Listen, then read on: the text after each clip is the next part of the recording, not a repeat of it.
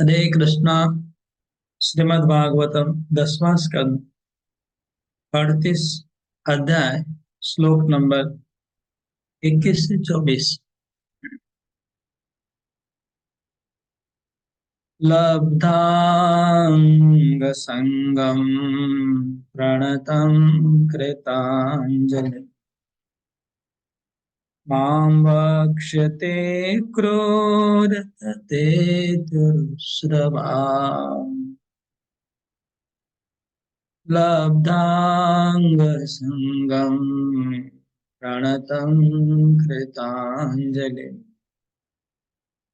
मां वक्ष्यते अक्रोधते तुर्श्रवा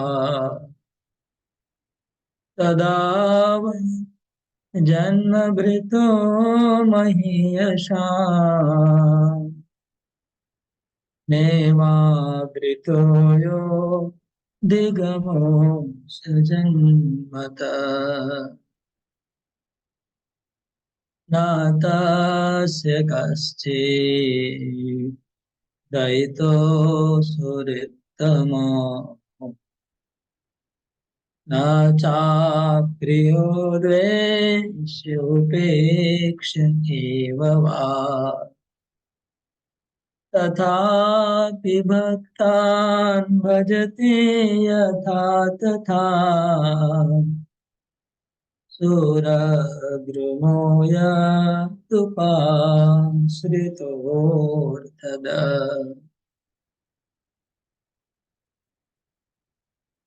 सुरद्रुमो यद्वदुपाश्रितोऽर्थद किं चाग्रजो मावनतं यदुत्तमम् परिष्वज्य जलो किं चाग्रजो मावनतं यदुत्तमम् स्मयन् परिष्वज्य गृहीतमञ्जलो गृहं प्रवेशाप्तसमस्तसत्कृतं तं प्रक्ष्यते अंसकृतं स्वबन्धुषु।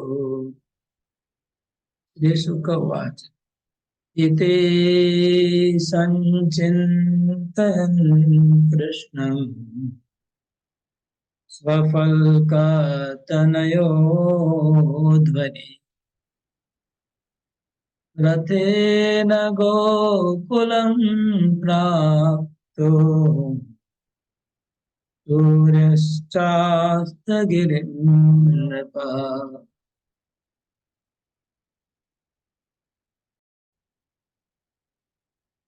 अक्रूर जी आगे मनोरथ कर रहे हैं और आगे सोच रहे हैं। अक्रूर बोल रहे हैं, जब वे मेरा आलिंगन कर चुकेंगे और मैं हाथ जोड़ करके सिर झुका करके उनके सामने खड़ा हो जाऊंगा, तब वे मुझे चाचा अक्रूर इस प्रकार कहकर संबोधन करेंगे।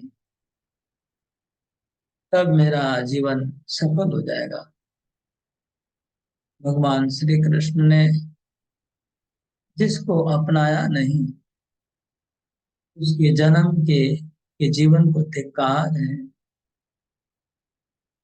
इसमें संदेह नहीं कि वे सम है, न तो कोई उन्हें प्रिय है न कोई अप्रिय है, न तो उनका कोई आत्मीय संबंधी सुहृद है न कोई उनके शत्रु है। उनकी उपेक्षा का पात्र कोई भी नहीं है।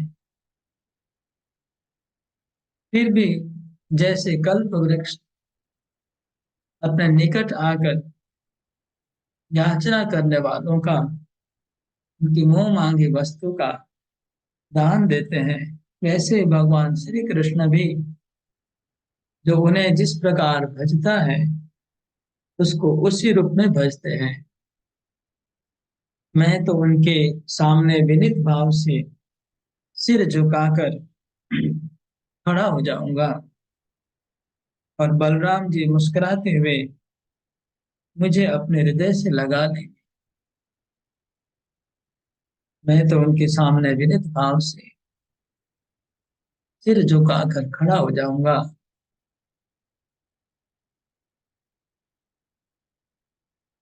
और बलराम जी मुस्कुराते हुए मुझे अपने हृदय से लगा लेंगे और फिर मेरे दोनों हाथ पकड़कर मुझे घर के भीतर ले जाएंगे।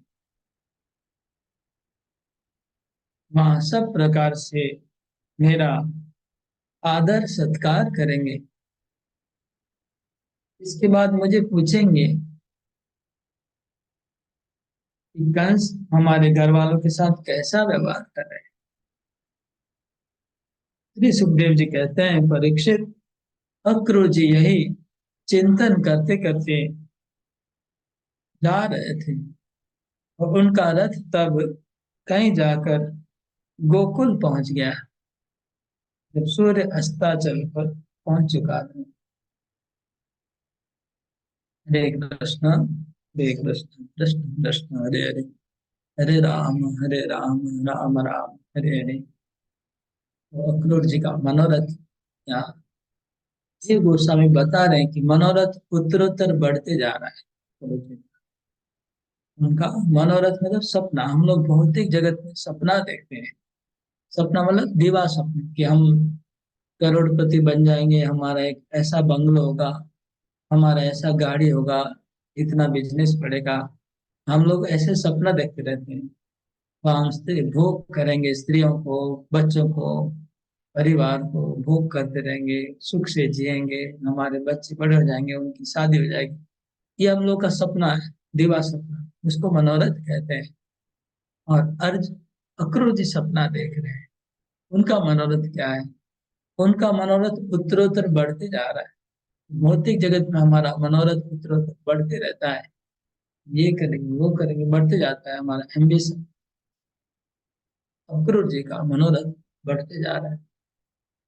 अक्रूर जी पहले सोचे थे कि मैं भगवान का दर्शन करूंगा। पहले मनोरथ था उनका दर्शन होगा। उसके बाद मनोरथ हुआ कि मैं उनके चरणों का उनके चरणों में न सर स्पर्श कर दूंगा। जो चरण को ब्रह्मा और शिव और योगी लोग ध्यान करते हैं, उन चरणों को मैं स्पर्श करूंगा। मनोरथ बढ़ गया। फिर मनोरथ आया कि भगवान अपने दोनों हाथ मेरे सर पे रख देंगे और मेरे को स्पर्श करेंगे। मनोरथ और बढ़ गया। वो हाथ जो इंद्र पद मिलता है, बलि महाराज को इंद्र बना दिए, गोपियों के हाथ, हंसना मोचन, वो हाथ मेरे स्पर्श मिलेगा। और मनोरथ बढ़ गया। भगवान का स्पर्श मिलना कितना बड़ा बात है, हाथों का स्पर्श। उसके बाद मनोरथ और बढ़ गया कि भगवान मुझे गाढ़ आलिंगन करेंगे। इतना बड़ा मनोरथ है। और अब इस श्लोक में उससे भी ऊपर का मनोरथ आया। वो क्या है? लब्धांग संगम प्रणतम कृतांजलि। जब मेरा गाढ़ आलिंगन कृष्ण करेंगे और मैं उनके चरणों में दंडवत प्रणाम करूंगा, मैं उनका स्पर्श करूंगा, फिर मुझे आलिंगन करेंगे, फिर वो मुझे अपने मुखार विंद से कृष्ण मेरा नाम लेकर के मुझे पुकारेंगे। ये और भी ऊंचा मनोरथ है। जीव गोस्वामी बोल रहे हैं कि ये उत्तरोत्तर बढ़ते जा रहा है, मतलब ये उससे भी ऊंचा प्रेम का आदान प्रदान है। कौन सा? भगवान अपने मुखार विंद से जब बोलेंगे कि ये मेरे चाचा अक्रूर, आप कैसे हो? चाचा अक्रूर, मेरा नाम जब उनके मुखारविंद से निकलेगा, वो सुनने के लिए मेरा कान लालायित हो रहा है। मेरे कानों में कब श्री कृष्ण की वो ध्वनि जाएगी, जब श्री कृष्ण मेरा नाम लेके मुझे पुकारेंगे। और मेरे को संबंध से जोड़ेंगे, नाम भी लेंगे अक्रूर, और मुझे चाचा कहेंगे। हाँ, जैसे अगर कोई मित्र होगा तो मित्र कह के पुकारेंगे, जो संबंध होगा उस संबंध से कृष्ण पुकारेंगे। वो प्रेम की और ऊंचे लेवल की आदान प्रदान की बात जी गोस्वामी इसको बता रहे हैं। जी गोस्वामी कहते हैं कि अगर किसी को इस मामले में और ज्यादा समझना है तो उन्होंने और एक ग्रंथ लिखा है षड संदर्भ में, परमात्मा संदर्भ, उसमें उन्होंने और विस्तार पूर्वक ये वर्णन किया है प्रेम का आदान प्रदान कैसे बढ़ता है। कभी मौका मिलेगा तो हम लोग, कृष्ण की इच्छा होगी तो हम लोग परमात्मा संदर्भ का भी पाठ करेंगे, तब हमें पता चलेगा कैसे कृष्ण का प्रेम उत्तरोत्तर बढ़ता है। तो कहते हैं अक्रूर, हे चाचा, हे अक्रूर, ऐसा कृष्ण मुझे पुकारेंगे। पुरुश्रवा, पुरुश्रवा, जिनकी कीर्ति बहुत विख्यात है, बहुत कीर्तिमान है, पूरे विश्व में जिनका श्रवण होता रहता है, जिनके नाम का सब लोग, कथा का जिनका श्रवण करते हैं, उनकी गीता का श्रवण करते हैं पूरी दुनिया में लोग, वो अपने मुखारविंद से मेरा नाम बोलेंगे, पुरुश्रवा। तदा वयम जन्म कृतो महीयशा, तब मेरा जन्म सफल हो जाएगा। जिस दिन मैं श्री कृष्ण के मुखारविंद से मेरा नाम वो उच्चारण करेंगे, मुझे पुकारेंगे, तब मैं धन धन्य हो जाऊंगा, कृत्य कृत्य हो जाऊंगा, तब मुझे लगेगा कि मेरा जीवन सफल हो गया है। फिर अक्रूर जी ने विपरीत बात बताते हैं।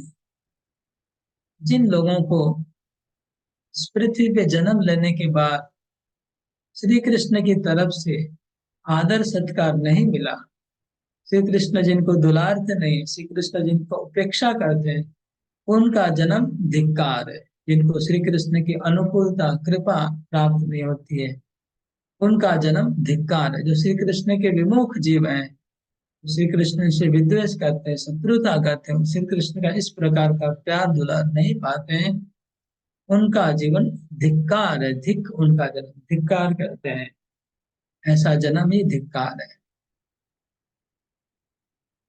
फिर अक्रूर सोचते हैं, फिर से बार बार उनके मन में ये संकल्प विकल्प चल रहा है। हमारा मन का एक कार्य होता है संकल्प विकल्प, संकल्प विकल्प। तो भक्ति में भी जो प्रेमी भक्त होते हैं, उनके मन में भी ये विचार आते हैं कि क्या मुझे कृपा करेंगे कि नहीं करेंगे, क्या मुझे कृष्ण चाहते हैं कि नहीं चाहते, मुझे प्रेम करते हैं, ये बार बार विचार आता है। भक्ति का ये एक अंश है वो भी। तो फिर उसने सोचने लगे कि नहीं नहीं, मेरा इतना कहाँ भाग्य है, क्या मैं उस लायक हूँ, क्या मैं उस योग्य हूँ। भगवान तो सबके प्रति समान है। तो फिर वो कहते हैं, हाँ, मैं इतनी आशा कैसे कर सकता हूँ, कृष्ण मेरे को इतना प्रेम करेंगी। तो कहते हैं, न तस्य कश्चित् दयितो सुहृत्तमो, न चाप्रियो द्वेष्योपेक्षैव वा। हकीकत में कृष्ण किसी को उपेक्षा नहीं करते। जैसे पिछले श्लोक में कहा कि कुछ लोग जिनको भगवान की अनुकूलता प्राप्त नहीं होती, जिनको भगवान उपेक्षा करते हैं, व जिनको भगवान की कृपा नहीं मिलती है, वो लोग का जन्म धिक्कार है।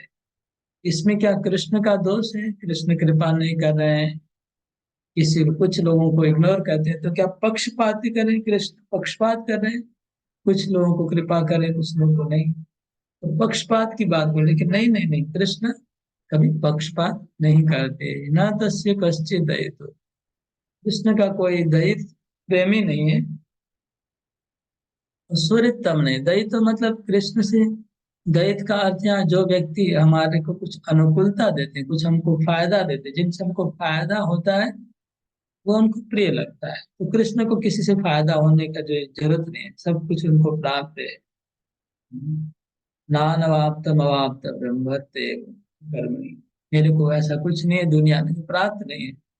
इसलिए वो बात है नहीं कि कृष्ण को कुछ कहीं किसी से मिलने वाला है इसलिए कोई उनको प्रिय है, ऐसा नहीं है। सूर्यतम वेल विशर, भगवान का वेल विशर भी क्या, वो सारे जगत के वेल विशर है। उनका वेल विशर क्या, उनका तो सर्व मंगलमय खुद ही है। उनका कोई मंगल कामना करेगा उसको, वो थोड़ा वीकनेस भगवान को किसी के प्रति नहीं है। न चाह अप्रियो, किसी से अप्रिय भी नहीं, दयित और अप्रिय। भगवान को कोई अप्रिय भी नहीं है, ऐसा भी नहीं कि कोई व्यक्ति भगवान को प्रिय नहीं है, ऐसा नहीं है। कोई प्रिय और अप्रिय नहीं है। प्रिय कब होता है, बोलते हैं अगर किसी में अच्छे गुण होते हैं, मेरे में बहुत अच्छे गुण है इसलिए मैं भगवान को प्यारा लगूंगा, और मेरे में दुर्गुण है इसलिए भगवान को मैं प्यारा नहीं लगूंगा, ऐसा बात नहीं है। क्योंकि मेरे में अगर अच्छे गुण है तो उसका कोई भगवान के पास कोई वैल्यू नहीं है, और मेरे में दुर्गुण है वो भी भगवान के पास कोई वैल्यू नहीं है। इसलिए अच्छे गुण व बुरे गुण से भगवान प्रिय अप्रिय नहीं करेंगे किसी को। और द्वेष्य उपेक्ष, और ये भी नहीं कि भगवान किसी को द्वेष करेंगे व उपेक्षा करेंगे। किसी को उनके गुणों को देख करके, भौतिक संपन्नता को देख के भगवान द्वेष और राग नहीं करेंगे किसी के प्रति। तो फिर मैं क्यों इतनी आशा कर रहा हूँ कि मेरे को वो चाचा बुलाएंगे, मेरे को वो आलिंगन करेंगे, इतनी आशा मैं क्यों कर रहा हूँ। तो कहते हैं तथापि, भगवान तो समान है सबके प्रति, तथापि उनमें एक गुण है। वो कौन सा गुण है, जो उन्होंने गीता में कहा है, भक्तान भजते यथा तथा, तथापि भक्तान भजते यथा तथा, सुरद्रुमो यद्वदुपाश्रितो तद। तथापि भगवान जिस प्रकार जो भक्त उनकी भक्ति करते हैं, भजन करते हैं, भगवान भी उसी प्रकार अपने भक्तों का भजन करते हैं। ये गीता में कौन सा श्लोक है, ये यथा मां प्रपद्यन्ते तांस्तथैव भजाम्यहम्। जो जिस प्रकार मेरा भजन करते हैं मैं उसी प्रकार उसका भी प्रतिदान करता हूँ। ये बात ही अक्रूर जी उसी श्लोक को लगभग सेम श्लोक को बोल रहे हैं, उसको समझाने के लिए। इसमें क्या उनका दोष है, जो जितना उनको भजन करेगा उतना वो क्या, इसमें क्या कृष्ण का कोई दोष है, इसमें कोई व्यापार वाला बिजनेस वाला चीज लग रहा है क्या। तो नहीं नहीं, ऐसा नहीं है। सुरद्रुमा, सुरद्रुम कल्प वृक्ष, जिस प्रकार कल्प वृक्ष के पास जो भी जाता है, कल्प वृक्ष से जो मांगता है उसके हिसाब से कल्प वृक्ष उसको फल प्रदान करता है। कल्प वृक्ष के पास जाके कोई बोलेगा कि मेरे को आम चाहिए 10 किलो, तो आम मिलेगा। मुझे नीम चाहिए तो नीम का फल मिलेगा। जो मांगेंगे वो मिलेगा। कल्प वृक्ष का कोई दोष नहीं है। या दूसरा एक जीव गोस्वामी बताते हैं कि कल्प वृक्ष चेतन बनते, उसमें देवता का अधिष्ठान है। तो जो कल्प वृक्ष का हृदय से आश्रय लेगा उनको कल्प वृक्ष जी भर के देगा। जो कल्प वृक्ष का हृदय से आश्रय नहीं लेता है और कल्प वृक्ष से अगर भक्ति नहीं दिखाएगा तो उसको नहीं मिलेगा। ये भी दोनों बात बोल रहे हैं जीव गोस्वामी। तो इस पक्ष में कल्प वृक्ष कोई दोष नहीं है, वो तो वृक्ष है। हाँ, जो जिस प्रकार से याचना करता है, उनका जितना आश्रय लेता है उतना ही कृपा करता है कल्प वृक्ष। इसी प्रकार कृष्ण भी, जो जीव जितना उनके प्रति शरणागत होते हैं, जितना उनकी भक्ति करते हैं, उतना ही कृष्ण, एक्चुअली कृष्ण तो कृपा करने के लिए ही बने हुए हैं। कल्प वृक्ष तो सबको देने के लिए बना हुआ है, लेकिन बात है कौन कितना लेना चाहता है, ये असली बात है। कल्प वृक्ष तो देने के लिए बना है, कृष्ण तो देने के लिए, कृपा करने के लिए ही बने हुए हैं। लेकिन कौन कितना कृष्ण का कृपालु है।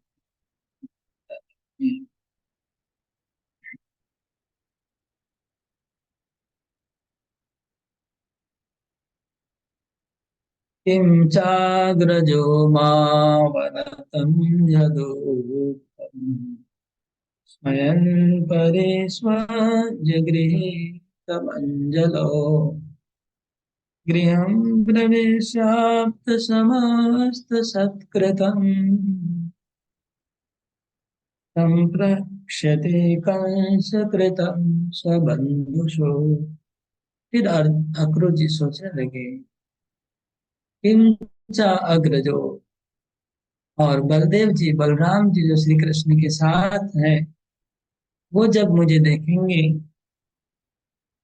कि मैं उनको चरणों में दंडवत प्रणाम किया हूँ, मैं हाथ जोड़ के खड़ा हूँ, तो बलराम जी क्या करेंगे?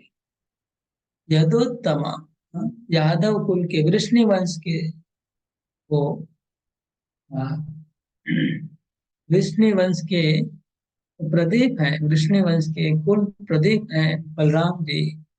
और मैं भी वृष्णि वंश का हूँ, वो भी वसुदेव के पुत्र हैं, रोहिणी के पुत्र हैं, मैं भी वसुदेव के संपर्कित हूँ। मुझे अपना, क्योंकि बलराम जी ओपनली सब लोग जानते हैं कि बलराम जी मथुरा से आए हैं और वसुदेव के पुत्र है। कृष्ण के बारे में ये धारणा है सबको कि कृष्ण वृंदावन से है, लेकिन बलराम जी के बारे में सब लोग को पता है कि वसुदेव, इसलिए बलराम जी यादव है, वृष्णि वंश है, वो सबको पता है। इसलिए वो जब देखेंगे यहाँ हमारे घर से रिलेटिव आए हैं, बलराम जी जब देखेंगे तब वो मेरे को अपना संबंधी, सगे संबंधी मान करके मेरे को, वो क्या करेंगे, मेरे हाथ को पकड़ लेंगे। मैं हाथ जोड़ के रखूंगा और मेरा हाथ को पकड़ लेंगे, पकड़ के मेरे को आलिंगन करेंगे। बलराम जी भी मुझे आलिंगन करेंगे, अपना जान करके, अपना संबंधी जान करके, और आलिंगन करके अपने मेरा हाथ पकड़ के हंसते हुए स्मित मेरे को वो अपने गृह घर के अंदर ले जाएंगे। बलराम जी ले जाके मुझे बिठाएंगे, मेरे को सत्कार करेंगे और मेरे से बातचीत पूछेंगे और पूरे मथुरा का समाचार पूछेंगे मुझे। और क्या समाचार पूछेंगे? कंस कृतम स्वबंधुषु, कि चाचा जी वहां पर कंस का क्या हालत है, कंस किस प्रकार आ, हमारे माता पिता को, वसुदेव को, देवकी को अभी कैसा व्यवहार कर रहा है कंस, कंस का व्यवहार अभी कैसा है, वो माता पिता को ठीक से रेस्पेक्ट कर रहा है कि नहीं, उनको कोई परेशानी कर रहा है कि नहीं, ये सब समाचार मेरे से पूछेंगे बलराम जी। ये इसे यहाँ इस बात से ये बात स्पष्ट हो गया कि अक्रूर कंस का दूत नहीं है, ये बात स्पष्ट हो गई। नहीं तो दूत होने से उनसे पूछते नहीं, अक्रूर को अपना आदमी मान के कंस की प्रॉब्लम को डिस्कस करेंगे। श्री शुक उवाच एवं संचिन्तयन् कृष्णं स्वपल्कतनयो ध्वनि रथेन गोकुलं प्राप्त सूर्यस्तास्तगिरिं नृप। अक्रूर जी इस प्रकार चिंतन करते हुए, चिंतन हमें ऐसा चिंतन करना है, भगवान का चिंतन करना है, कृष्ण बलराम का चिंतन करना है। चिंतन करते करते अक्रूर जी, अक्रूर जी का नाम है स्वफल का तनयो, स्वफल का नाम के उनका पुत्र है। वो पूरा अध्वनि, पूरे मार्ग में, रास्ते में कृष्ण बलराम का चिंता करते करते कब गोकुल आ गया पता ही नहीं चला, रास्ता कैसे खत्म हो गया पता ही नहीं चला, गोकुल पहुंच गए। और इस तरफ सूर्य भी ढल गया, सूर्य भी गिरी अस्ताचल, अस्ताचल पर्वत के पीछे चला गया, अस्तगिरी में सूर्य अस्ताचल को पहुंच गया, मतलब शाम हो गई, सांझ हो गई। और इधर अक्रूर भी गोकुल पहुंच गए। गोकुल पहुंच के क्या होता है वो आगे के श्लोकों में देखेंगे। हरे कृष्णा कृष्ण कृष्ण हरे हरे, हरे राम राम राम हरे हरे। अगर कोई कमेंट क्वेश्चन होगा, हरे कृष्ण।